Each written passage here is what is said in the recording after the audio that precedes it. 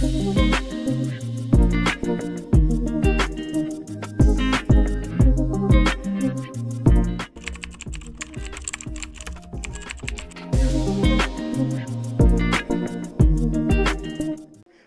e paz. Oh! Eu ia perguntar o que vocês têm contra a minha pessoa. Apesar que eu já estou envergonhado, depois do que ele pregou e eu vim aqui, eu falei assim, Jesus, o que eu vou fazer? Muito bem. Meu nome é Manuel dos Santos. Por enquanto sou pastor da Igreja Redil aqui em São Gonçalo e também na Espanha.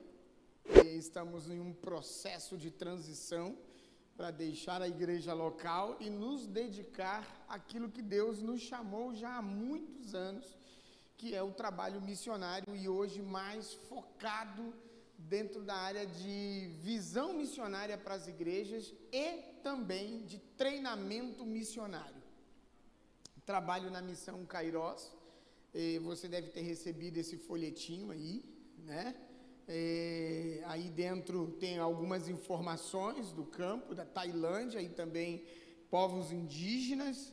Você tem as informações aí das nossas redes sociais.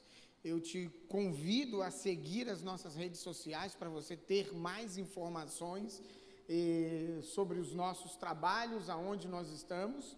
A Kairos hoje, ela atua em 23 países e temos 170 missionários atuando nesses 23 países. Agora, esse ano, em julho, nós formamos 37 novos missionários que estarão indo ao campo para pregar e anunciar o Evangelho. Sou casado, muito bem casado, 36 anos, com essa cidadã brasileira que está aí filmando, né? Vamos para 37 anos, agora dia 22 de fevereiro, quase esqueci, ó. Eu ia apanhar quando chegasse em casa, mas foi dia 22 de fevereiro. Eu tenho certeza que foi 22 de fevereiro, né? Graças a Deus. Queria mostrar, por favor, pode colocar aqui, essa cidadã aí, né? Eu digo que ela é minha pastora particular. Quando eu estou pregando na igreja, tá? Quando eu olho para ela é meu termômetro. Se ela tiver, é porque o negócio está bom. Se ela começa a fechar a cara, eu já mudo a mensagem, né? É nesse nível assim. Temos 3 filhos, e os nossos filhos foram para o campo missionário. O primeiro é o estrelinha da família. Toda família tem um estrelinha, né? É o estrelinha da família, é o pastor Tom Molinari, né? Que muitos de vocês conhecem. Ali está a esposa dele, a Natália Molinari, e os nossos 2 lindos netos. Não são filhos deles, são nossos netos, né? Entenderam, né? E aí o Benjamin, o mais velho, e o João aqui, o mais novo. O pastor Tom é um ministro do Senhor que tem rodado as nações pregando o Evangelho e com a música. Ele prega o Evangelho com a música. Ele tem uma frase que eu levo comigo, ele diz: quem canta a palavra não erra. Canta a palavra, você não vai cantar besteira. Porque ele falou que tem um monte de gente cantando um monte de besteira por aí e a gente fica aplaudindo, né? É só cantar a palavra que você não erra. E o Tom, volta por favor, rapidinho. O Tom foi para o campo missionário com 2 aninhos de idade. 2 aninhos de idade ele estava no campo missionário conosco, lá na Colômbia, isso em 1990. Depois vem o Glauber Molinari. Esse não quis, e aí a minha nora, a Hannah, né, ele não quis se envolver no ministério. Ele sempre falou, desde criança, ele falou assim: pai, não quero esse negócio de ministério para mim não. Meu negócio é ser empreendedor.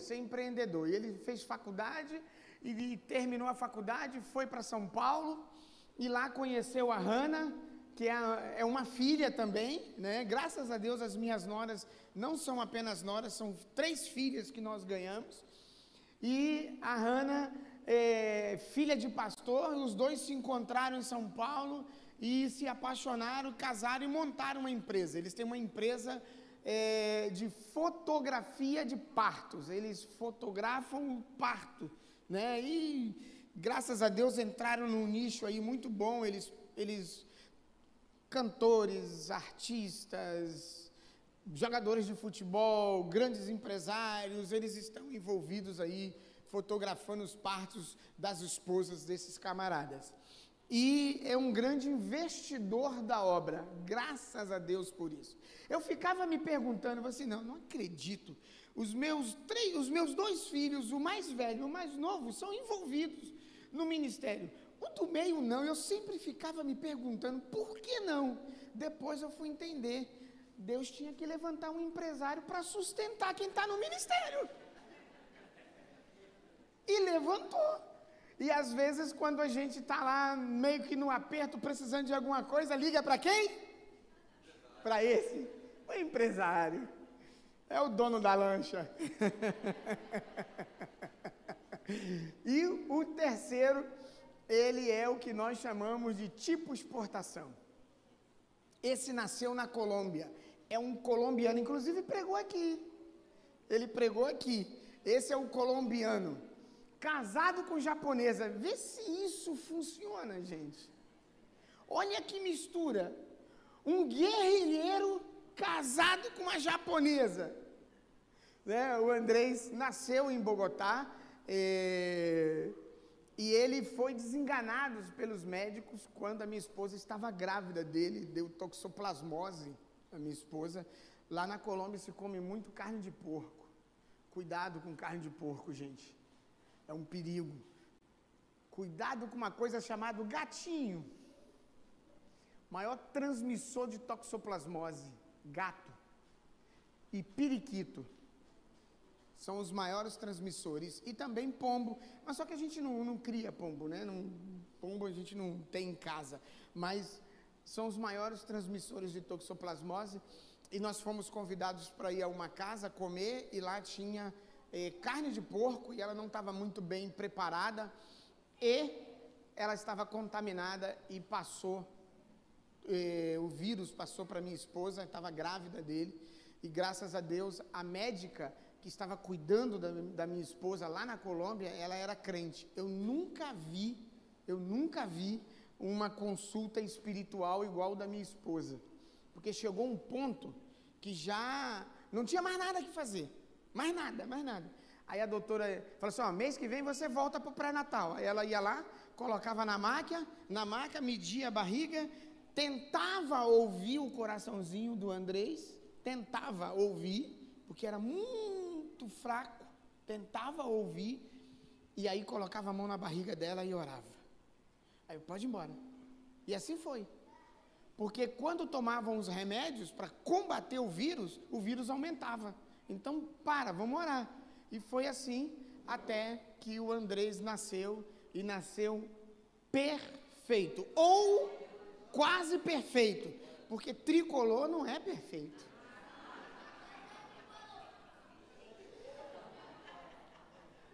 É brincadeira. Isso porque o pai é flamenguista, então já viu, né?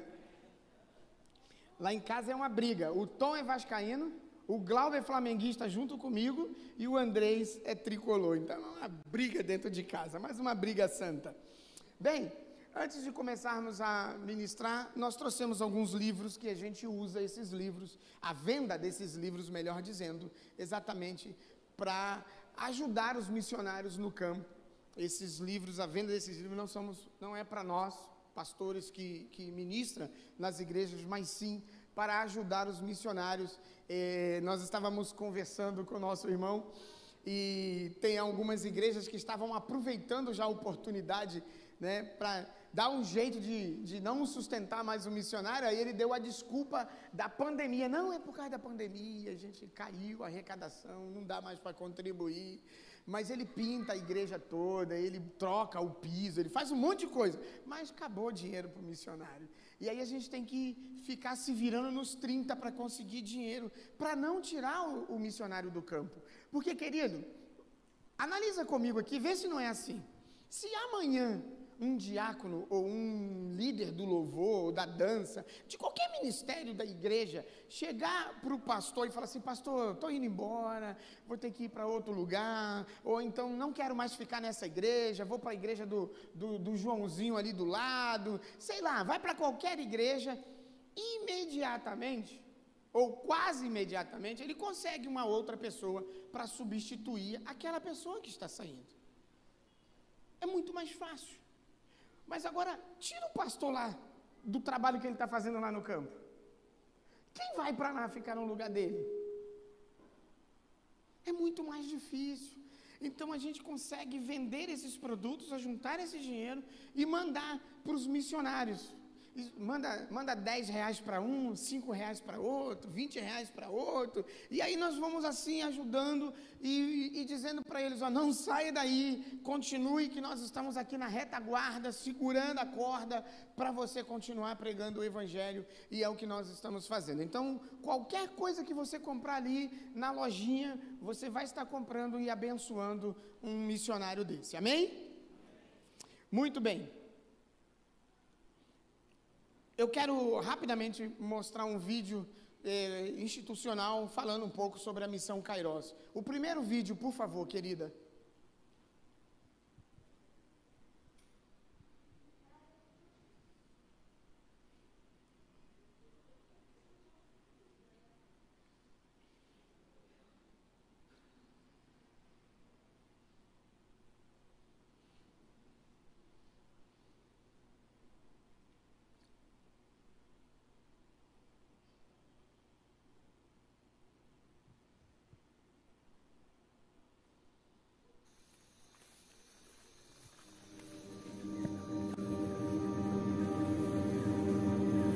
Se você, como cristão, tudo que você faz não se transforma em almas, você não fez nada.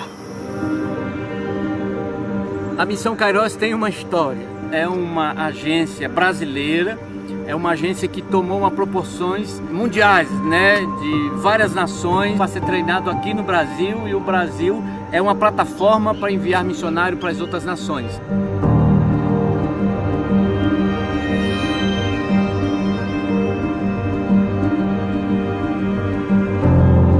Eu trabalhei 6 anos no Peru, 3 anos no México, 1 ano na Guatemala e 18 anos no Senegal. Então eu hoje estou aqui no centro de treinamento, nesse lugar lindo, porque eu vim com o propósito de formar pessoas para ir África, América Latina, Europa e Ásia. Vá a um treinamento, prepare-se, estude, porque isso complementa o que o Senhor te chamou a fazer.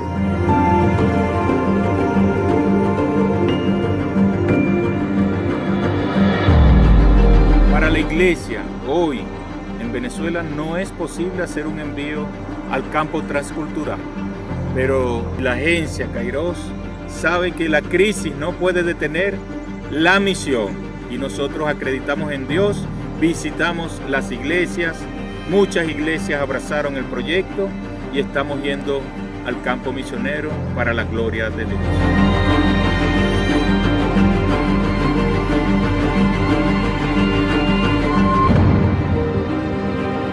Deus tem nos unido com um só propósito: anunciar Cristo aonde Ele não foi anunciado. Esse é o nosso desafio para terminar a tarefa. Você está convidado a nos ajudar fazendo parte dessa missão.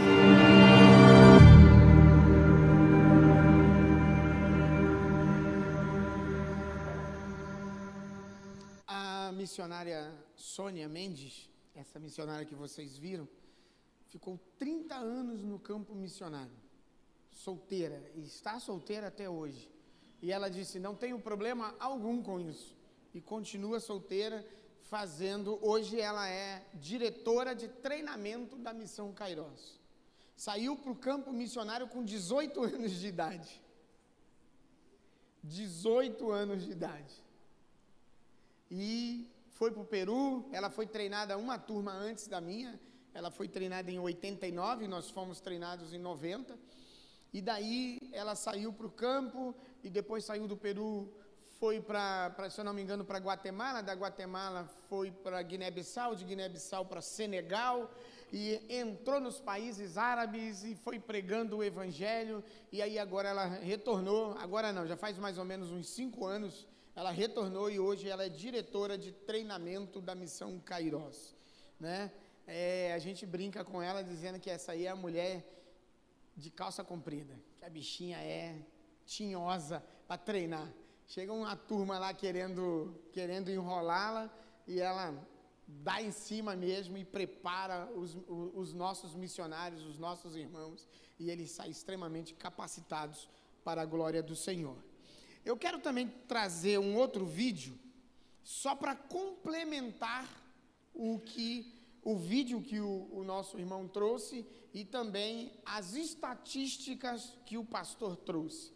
Vale muito a pena a gente dar uma olhada como é que está esse mundo missionário, o mundo.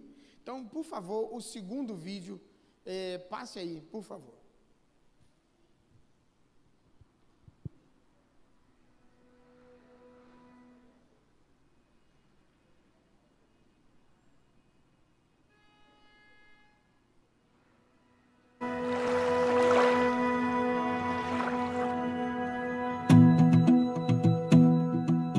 Jesus nos disse há 2000 anos atrás que a nossa missão é ir e fazer discípulos de todas as nações.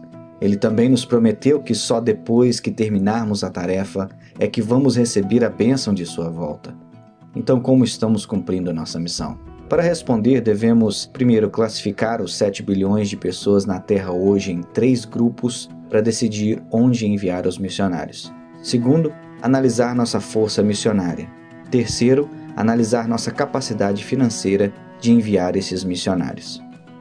Vamos começar com os cristãos.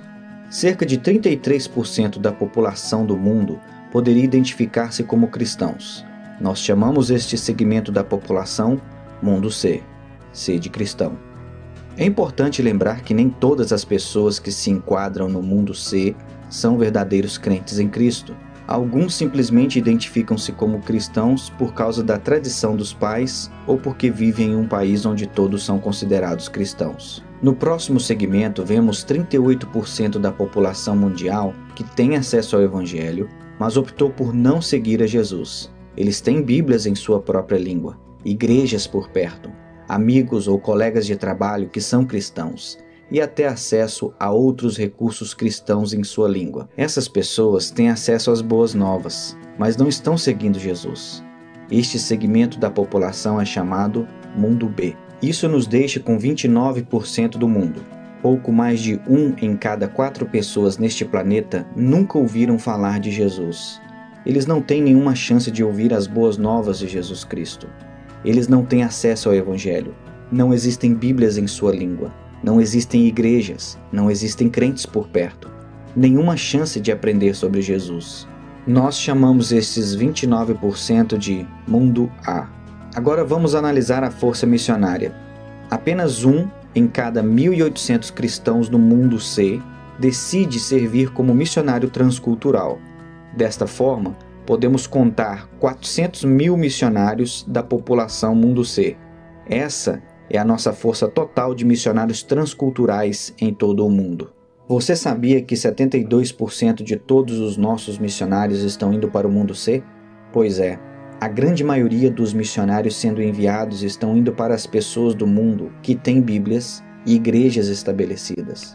25% dos missionários são enviados para o Mundo B, onde já existe algum tipo de acesso a igrejas e Bíblias. Isso deixa apenas 3% do total da nossa força missionária para alcançar o Mundo A, a parte da população mundial que está sem qualquer chance de ouvir sobre Jesus. 29% da população mundial não tem nenhuma chance de ouvir o Evangelho e ainda estamos enviando apenas 3% de nossos missionários para alcançá-los. Vamos analisar agora nosso poder financeiro. Anualmente, todos os cristãos do Mundo C ganham um total de 42 trilhões de dólares. E juntos, eles ofertam cerca de 700 bilhões de dólares por ano para a causa de Cristo. E isto inclui tudo: organizações cristãs, igrejas, juventude, missões e etc. Você pode fazer a matemática? menos de 2% da renda cristã está sendo ofertada para a causa de Cristo. Dos 700 bilhões doados a todas as atividades cristãs, apenas 45 bilhões são investidos em missões específicas. Isto é um pouco mais de 6%. Na verdade, há mais dinheiro relatado como roubado da igreja a cada ano do que é doado para missões. Lembra daqueles 400 mil missionários? Temos 45 bilhões de dólares para apoiar a eles e o trabalho transcultural que eles estão fazendo. Mas como exatamente está sendo alocado? Bem, 39 bilhões de dólares vai para o mundo C a cada ano. 87% do dinheiro de missões está sendo enviado para o mundo cristão, onde há Bíblias e igrejas disponíveis e as pessoas já estão seguindo a Cristo. 5,4 bilhões, ou 12%, vai para o mundo B a cada ano. Aqueles que têm acesso à mensagem do Evangelho, mas o rejeitou. Isso deixa apenas 450 milhões de dólares, ou seja, 1% de todo o dinheiro de missões vai para o mundo A, onde existem os povos menos alcançados do mundo. Para colocar isso em perspectiva, anualmente americanos gastam mais dinheiro em trajes de Halloween para seus animais de estimação do que cristãos enviam ao mundo A para a causa de Cristo. Para resumir, apenas 3% da nossa força missionária, apoiada com apenas 1% de doações missionárias, está saindo para alcançar os 2 bilhões de pessoas que não têm acesso ao Evangelho. 2 bilhões de pessoas ainda estão esperando as boas novas de Jesus Cristo. Então aqui vai uma pergunta para você. O que você vai fazer para mudar isso?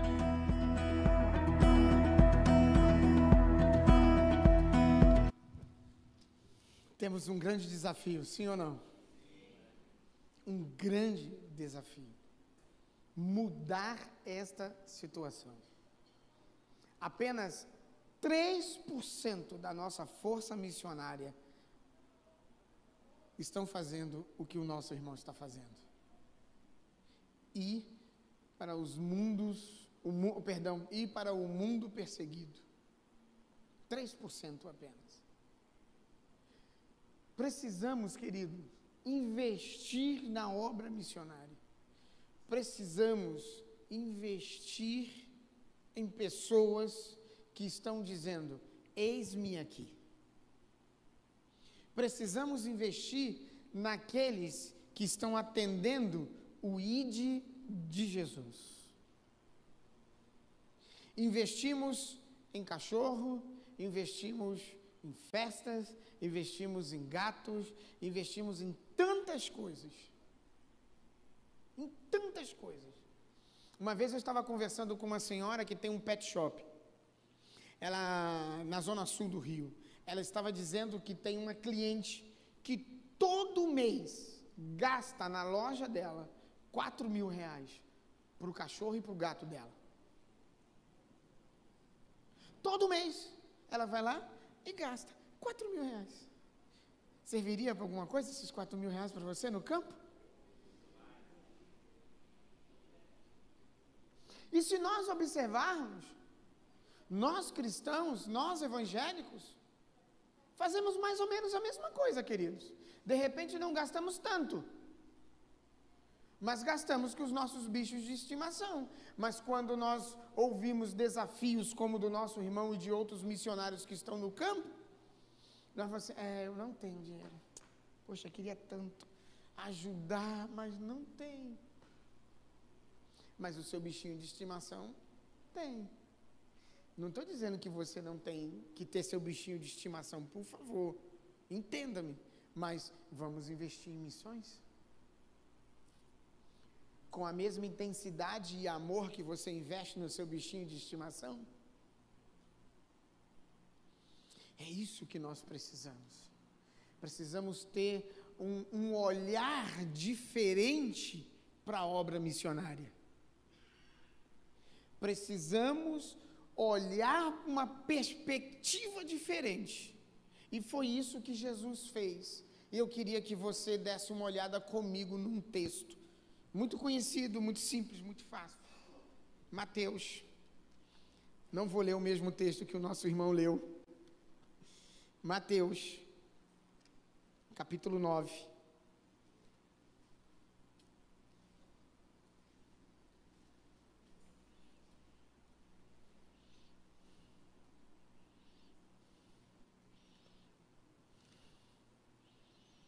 versículos 35 em diante. Eu quero que você, a partir de hoje, tenha essa mesma perspectiva, essa mesma visão, esse mesmo olhar, esse mesmo sentimento que Jesus teve. Amém? Todos encontraram? Amém? Bíblia na mão? Deixa eu dar uma dica para vocês aqui, é que às vezes é tanta informação e não dá para a gente falar tudo. Existe um filme chamado O Livro Perigoso. Alguém já viu esse filme? O Livro Perigoso. Não? Procura esse filme, por favor, e assista. Mas quando você assistir esse filme, assista com a sua Bíblia bem pertinho de você. Porque depois que terminar, nunca mais você vai largar sua Bíblia. E você vai olhar para a sua Bíblia da mesma forma que você olha. O Livro Perigoso. Vale a pena. Se quiser passar aqui para os irmãos, depois fala comigo que eu tenho esse filme e é incrível, é impactante. Você nunca mais vai olhar para a sua Bíblia da mesma forma que você olha. Tá bom? Eu sempre passo para os alunos, quando eu dou aula lá de missiometria lá na Kairos, eu sempre passo esse filme porque vale muito a pena e ele impacta. Então vamos lá. Mateus capítulo 9, versículos 35 em diante, vai dizer assim: Jesus ia passando por todas as cidades e povoados, ensinando nas sinagogas, pregando as boas novas do reino e curando todas as enfermidades e doenças. Ao ver as multidões, teve compaixão delas, porque estavam aflitas e desamparadas, como ovelhas sem pastor. A colheita é grande, então disse aos seus discípulos: a colheita é grande, mas os trabalhadores são poucos. Peçam, pois, ao Senhor da colheita que envie trabalhadores para a sua colheita, ou para a sua seara, como segundo a sua tradução. Bem, quando a gente olha esse texto, a primeira coisa que vem na nossa cabeça é: a seara é muito grande e são poucas as pessoas que trabalham nessa seara. Então a gente precisa orar a Deus para que envie mais trabalhadores para a seara. Sim ou não? Quando a gente olha esse texto, é o primeiro ponto que a gente olha aí. Mas na realidade, esse é o segundo ponto. Porque o primeiro tem uma perspectiva que a gente passa por cima e não percebe. Vamos ler de novo o texto para a gente observar? Vamos lá. Jesus, vou ler pausadamente para ver se você vai pegar o time. Jesus ia passando por todas as cidades e povoados, ensinando nas sinagogas, pregando as boas novas do reino e curando todas as enfermidades e doenças. Ao ver as multidões, teve compaixão delas, porque estavam aflitas e desamparadas, como ovelhas. É aí aonde eu quero que você entenda. A visão de Jesus, ou o olhar de Jesus para uma multidão necessitada. E se você perceber, essa necessidade não era apenas uma necessidade física. Porque quando a gente pensa em missões, a primeira coisa que vem na nossa cabeça, se eu falar aqui assim a palavra missões, o que vem na sua cabeça? Primeira coisa, África. Sim ou não? Por quê? Porque os nossos irmãos estão passando fome na África. E estão passando, alguns sim, outros não. Mas estão passando fome, sim. Porém, a perspectiva missionária não deve ser apenas de dar comida. Nós estávamos aqui em cima lanchando, por sinal, que lanche, hein? Meu Deus. Me convida de novo, só por causa do lanche. Tava bom, não tava, pastor? E aí, o pastorzão aqui falou assim, não, eu queria ir lá, mas deixa eu fazer uma pergunta. E se a gente for para lá, mas não sabe falar o inglês, não sabe falar o árabe, não sabe fazer, não sabe se comunicar? Como é que eu vou fazer? Aí o pastorzão aqui sabiamente disse assim, existe uma linguagem que é universal, é a linguagem do amor. Um abraço. Você não precisa falar absolutamente nada, só um abraço. Você já ganhou um muçulmano, você já ganhou um árabe, você já ganhou uma pessoa que estava perdida nesse mundo tenebroso. Um abraço.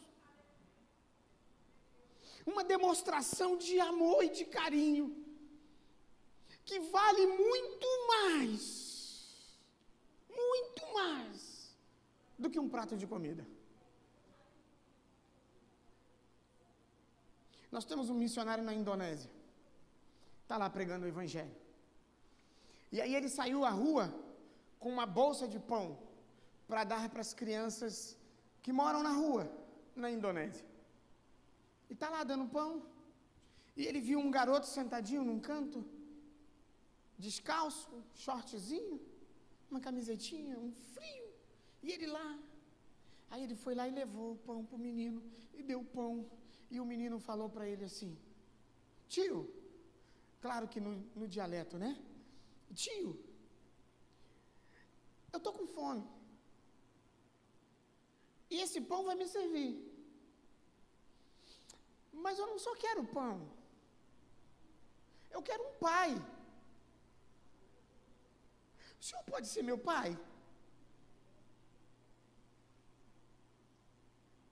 Você sabe o que é isso? É muito mais do que um pão. É saciar uma fome de amor. É saciar uma fome de carência, de uma voz paterna. É essa fome que a gente precisa saciar. Primeiro. E aí ele foi e abraçou o menino, levou para casa, deu roupa, deu comida e foi entrar com a tramitação de adoção. E aí o menino foi à rua e daqui a pouco veio com mais 2. E daqui a pouco foi para a rua, veio com mais 2. Para traduzir, agora ele tem 70 filhos. Ele tem uma casa com 70 filhos.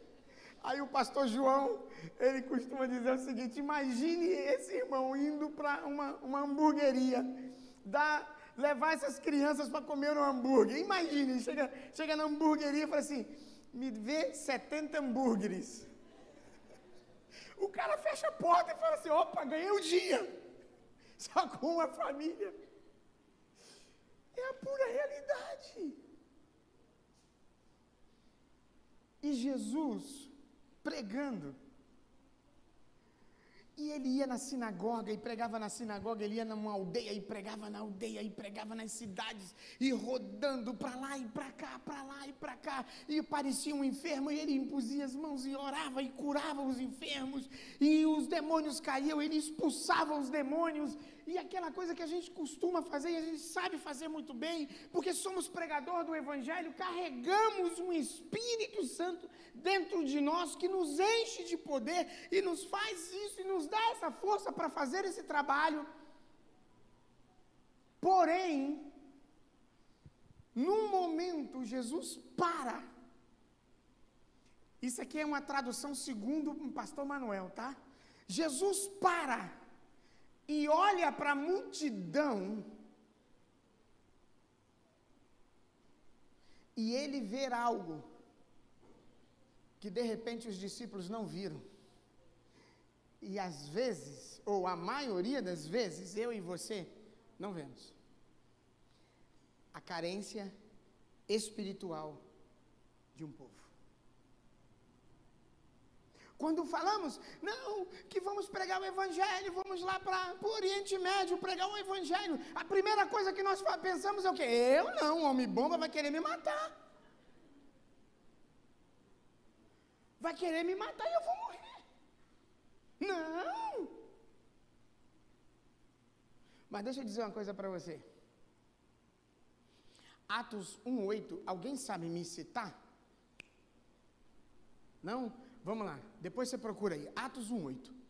Mas recebereis poder que há de vir sobre vós, e ser-me-eis minhas testemunhas, tanto em Jerusalém, Judeia, Samaria e até os confins da terra. Então vamos entender aqui. Quando fala de testemunha, no original é entregar-se à morte. Mártire. Jesus te chamou para isso. E posso te falar mais?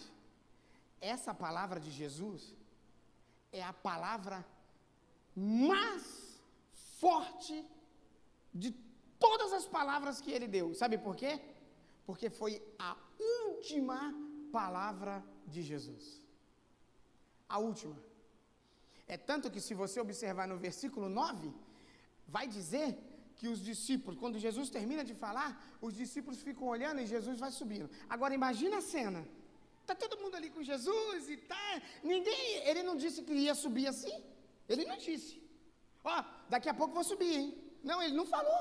Está todo mundo conversando, batendo papo. Jesus disse assim, mas recebereis poder que há de vir sobre vós, e ser-me-eis minhas testemunhas, tanto em Jerusalém, Judeia, Samaria e até os confins da terra. Do nada, você está aqui.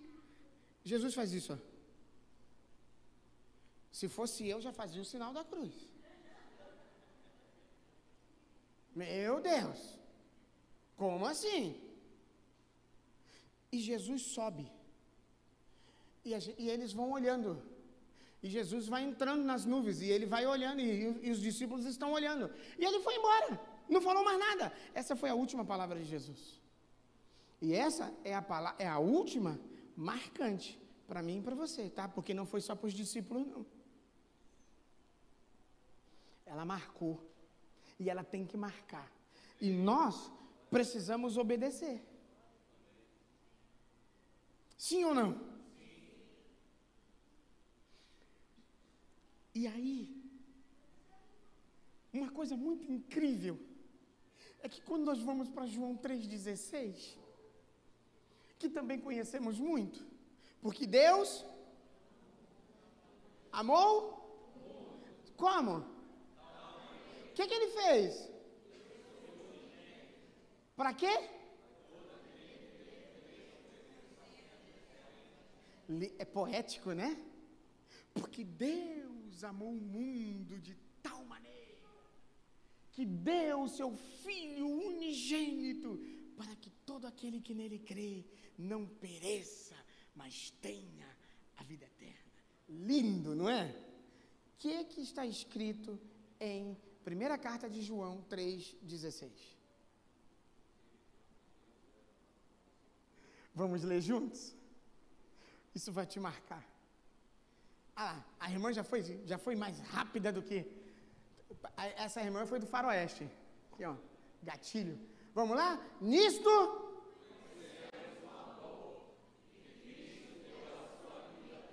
Segura aí. Nisto conhecemos o... Que Cristo...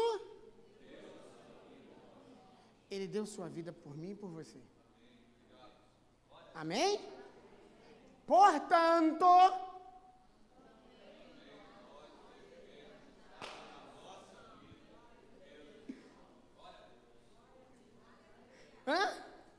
está disposto? Está disposta? Está aí. Não estou falando nada fora da Bíblia, está na Bíblia. E nós não praticamos. Eu não. Passar fome? Correr de guerrilha na Colômbia? Meus filhos tudo pequenininho? Eu não. Eu nunca me esqueço Fomos tirar o passaporte, a família toda foi tirar passaporte. Feliz da vida, na Polícia Federal aqui em Niterói. Antigamente se tirava passaporte ali em frente à rodoviária de Niterói, naquela setor ali da Polícia Federal. Antigamente era ali. Aí nós estamos lá, tirando o passaporte, tá? Aí a Polícia Federal olhou pra gente, a polícia olhou pra gente e falou assim: que família bonita, vocês vão pra onde? Achando que a gente ia falar: não, vamos pra Miami, né? Os caras estavam achando isso, vamos pra Austrália, né? E aí nós falamos assim: vamos pra Colômbia. E ela estava escrevendo: vamos pra Colômbia. Ela parou, soltou a caneta. O senhor tá louco? Eu falei: tô. Eu tô louco. Somos um bando de loucos, não corintianos, mas em Cristo Jesus. E fomos para a Colômbia. Chegamos em Bogotá. Na década de 90, não tinha esse avivamento que tem hoje na Colômbia. Depois do avivamento de Cali.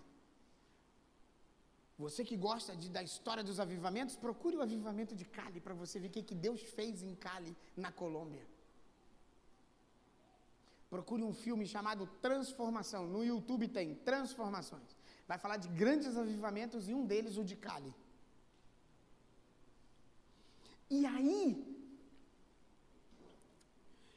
nós estávamos lá. Mas sabe por que nós estávamos lá? Porque entendemos esse sentimento de Jesus. Sabíamos que os colombianos estavam como ovelhas sem pastor.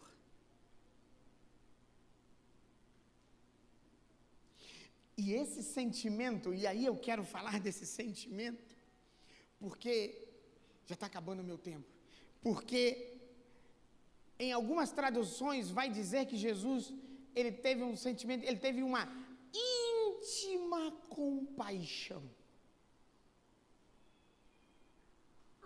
E isso é incrível. Jesus se colocou no lugar daquelas pessoas. E foi por isso que ele parou. Ele parou. Porque ele se colocou no lugar daquelas pessoas. Correndo para baixo e para cima. Todo mundo querendo uma cura. Todo mundo querendo comida. Porque sabia que Jesus multiplicava pães e peixes e tal. Todo mundo sabia eles queriam alguma coisa. Mas Jesus olhou para eles e viu algo além. Além. Que nem eles mesmos estavam imaginando. Esse povo precisa de algo mais. Só depois que Jesus olha para os discípulos e fala assim: ei,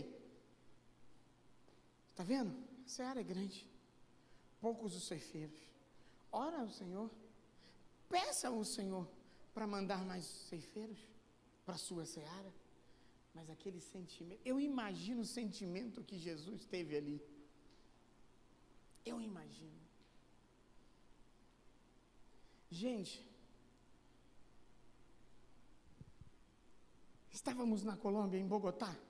Foi o primeiro campo de trabalho nosso em Bogotá. Num bairro chamado Las Férias. Bairro Las Férias eu acho que Deus tem um mistério comigo em comunidade. Bairro Las Férias era uma comunidade. Por isso que ele me mandou para Jardim Catarina, acho que foi por isso. Ele falou: não, você tem cara de pobre, então você vai para...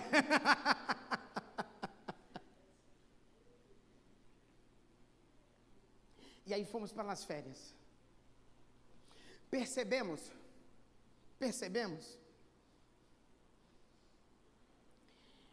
que o bairro era muito carente e precisávamos de ajudar aquele povo. Sentimos essa necessidade. E aí procuramos o governo colombiano, que abriu as portas para a gente. Minha esposa fez curso de cuidadora de mulheres gestantes e lactantes. Então ela palestra para mulheres gestantes e lactantes, ensinando. E aí abrimos uma... Não é jardim de infância? Uma creche comunitária. Obrigado, meu amor. Abrimos uma creche comunitária e colocamos 90 crianças no templo. Porque presta atenção aqui, gente, presta atenção aqui. De 7 da manhã às 5 da tarde, tem culto aqui? De segunda a sexta, tem culto? Então vamos usar o templo. Então, o que nós fizemos? Nós abrimos a igreja, tiramos todos os bancos, colocamos no canto e nós, então, colocamos ali 90 crianças. O governo dava toda a parte de alimentação e dava meio salário mínimo para cada professora, para ajudar as tias da creche. E nós tínhamos um projeto também com mulheres gestantes e lactantes. Chegamos a ter umas 50 mulheres, mais ou menos, que ela cuidava. Com isso, nós chegamos a perceber, e começamos a perceber, que o povo era muito mais carente de alimento do que... Era muito mais carente de amor e de afeto do que de alimento. Uma vez, uma criança deu a hora, era de 7 às 5, de 7 da manhã às 5 da tarde. Uma criança agarrou na perna da tia e não queria ir embora, mas disse, tia, não me leve embora, tia, não me leve embora. Me deixa aqui, me deixa aqui, me deixa aqui. Aquela criança era cheia de marcas, de pancadas na cabeça. Nós estamos falando de uma criança de 6, 7 anos. O pai chegava bêbado. Era o que eles chamam de cartucheiro, ou seja, catador de lixo. Chegava bêbado, batia na mãe e na criança. Não tinha amor. E essa criança não sabia o que era isso. E ela chega então lá, na nossa creche comunitária, e começa a receber amor. Porque as tias dessas crianças eram da nossa igreja, que nós fomos trazendo, treinando e dando oportunidade para elas também. E elas foram dando amor para estas crianças, e essas crianças chegavam, tinha dia que não queria mais ir embora, queria ficar ali. E é com essa perspectiva, querido, que eu quero que você olhe para o campo missionário. Você quer ver uma coisa? A gente fala da Europa. Tem gente que, por favor, se alguém fala isso aqui, por favor, não fala mais não. Não fale mais. Tem gente que fala assim, quero ver ir para a África, lá para o Oriente Médio pregar. O povo só quer ir para a Europa. A Europa é mole. Vai lá. Você vai ver se é mole? Não é. A Europa tem a facilidade do continente que oferece. Mas quando a gente fala do mundo espiritual, o negócio muda. Eu estava fazendo um turismo com o pastor lá em Jardim Catarina. Levei para conhecer os pontos turísticos de Jardim Catarina, ó.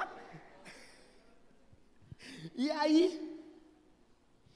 estávamos conversando sobre a Europa. Nós temos uma igreja na Europa, nas Ilhas Canárias, numa cidade chamada Lanzarote. Lanzarote. Seria em português Lanzarote por causa do Z, né?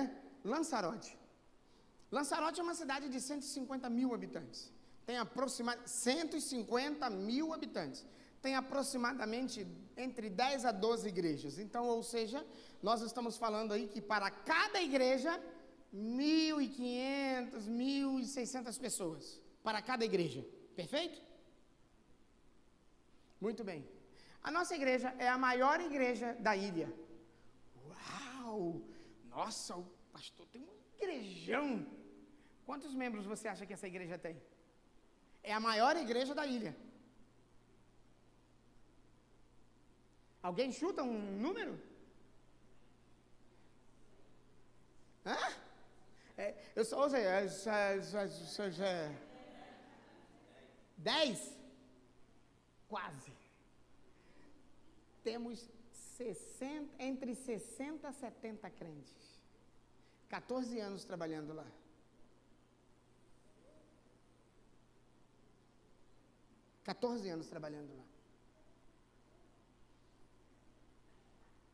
Quando eu fui a primeira vez para a Espanha, abrir a igreja, eu fui lá a primeira vez, eu já sabia que eu ia encontrar mais ou menos esse mundo espiritual muito tenebroso. Me preparei em oração e jejum para chegar lá. Cheguei lá, 4 noites sem dormir, só ouvindo vozes. Aí, fui descobrir por quê. Tem alguma coisa errada aí, fui descobrir. Por favor, símbolo de Lanzarote, olha que coisa linda, é o símbolo da cidade. E eles falam com orgulho.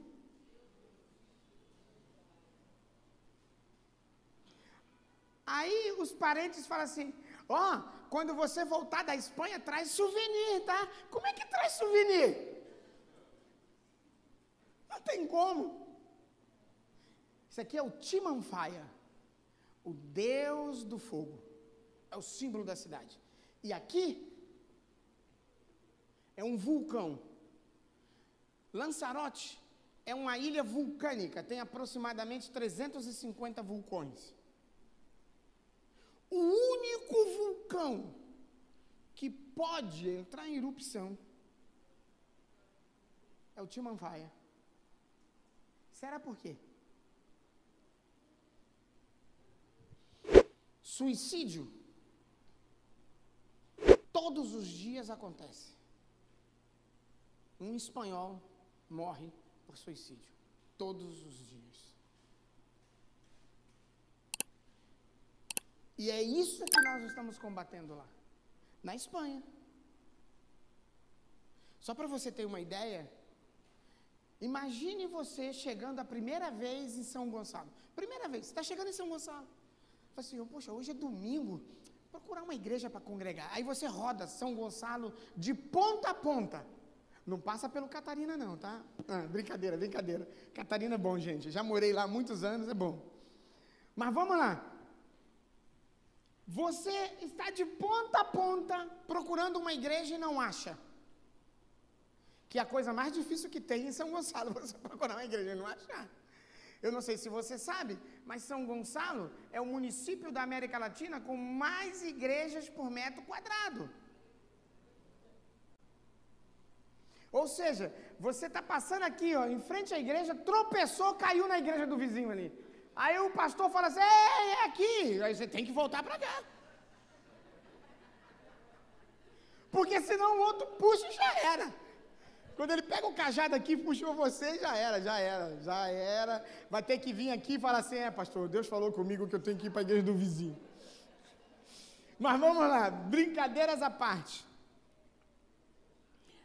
Agora imagine na Espanha, sabe quantas cidades existem assim? 3.500 cidades. Só na Espanha. Sem uma igreja evangélica. Tem carência espiritual ou não tem? Precisamos alcançar a Espanha ou não precisamos? Eu só estou falando de um país da Europa, tá? Um país.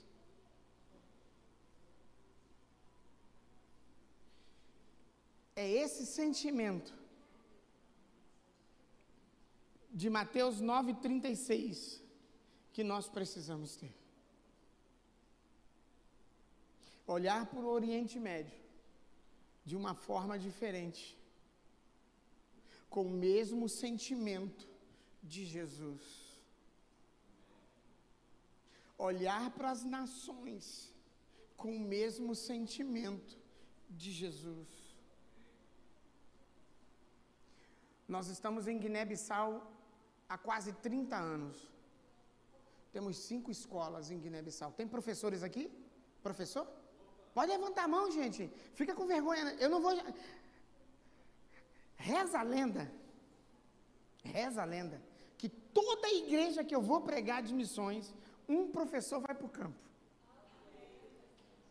E o irmão ali, ele fez um meia-meia assim, meio do lado, entendeu? Exatamente. É entre os dentes. Precisamos de dentista, irmãos, em Guiné-Bissau. Dentista. Você tem uma noção? E aqui eu fecho. Vou fechar, tá? Aqui eu fecho.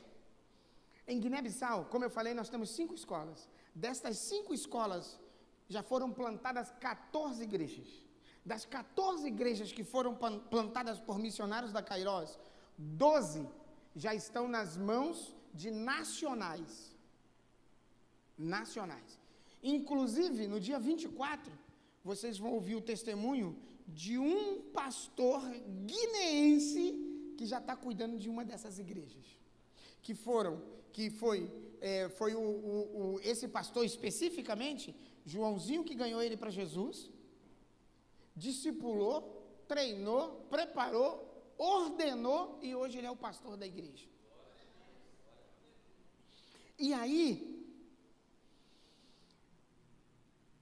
precisamos de abrir novas escolas para ampliar o trabalho, mas não temos professores. Precisamos de professores para ampliar o trabalho. Deus nos deu, esse ano, no início desse ano, uma missionária daqui de São Gonçalo, psicopedagoga, 2 matrículas no governo, uma no governo estadual e outra na prefeitura, abriu mão de tudo e está lá em Guiné-Bissau, feliz, dirigindo uma de nossas escolas. Precisamos de professores capacitados para estarem lá. Dentistas. Não precisa você ficar o tempo todo. Nós temos viagens missionárias de curto prazo para cuidar, por exemplo, dos dentes dos guineenses. E um dentista aqui de São Paulo foi. E ele, na formatura dele, ele fez um juramento. Eu jamais vou arrancar o dente de alguém. Eu vou tratar desse dente, para não ter que arrancar. Aí ele falou, vou para Guiné-Bissau, ficar lá 10 dias, cuidando dos dentes dos guineenses. Só ele arrancou 240 dentes. E sabe como é que se arranca dente em Guiné-Bissau? Vou te explicar. Vai lá no cidadão, que supostamente é o dentista, que nunca entrou numa faculdade. O cara senta no chão, o dentista vem aqui e faz isso aqui. Bota a cabeça do cidadão aqui e ele pergunta, qual é o dente? E ele aponta, pega um alicate, sem anestesia, e arranca. E ainda tem que pagar, tá? Não é de graça, não. É desse jeito. E aí, quando chega um dentista, porque nós temos cadeiras lá, nós temos tudo, a gente consegue levar o material, anestesia, tudo que precisar, agulha, linha, tudo. Tem uma linha de crochê boa aí para costurar, né? A gente leva tudo. Mas não tem mão de obra. Ninguém quer tirar 10 dias das suas férias para ir para Guiné-Bissau. Mas recitamos, porque Deus amou o mundo de tal maneira. Ficamos de pé porque meu horário acabou.